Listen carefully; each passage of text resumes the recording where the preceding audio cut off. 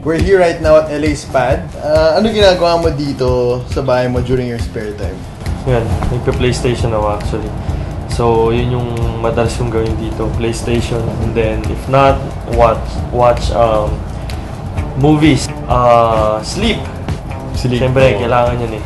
So, especially during, before a game. Before a game, yes. Yeah. No. You take time out naman to watch movies? Oo, especially pag gabi, kasama ko yung wife ko. How's your relationship with Cheska? Paano kayo nag-meet? Nag-meet kami college. Nag-meet kami through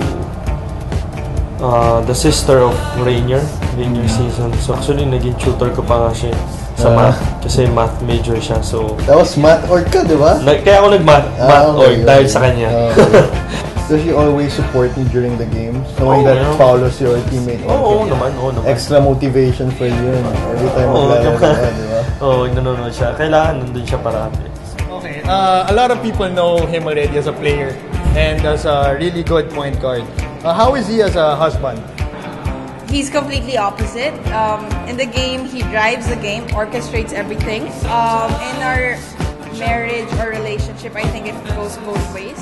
He calls the shots in the things that we want to do. He really values quality time, actually.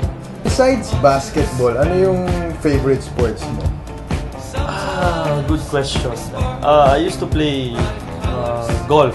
Now I'm into biking. So kung makikita mo dun, nakakalat yung bike ko dun. Well, what are your other hobbies that you do? Actually, wala talaga eh. I rather stay home and play, dress, quality time with my wife, and sa dog namin.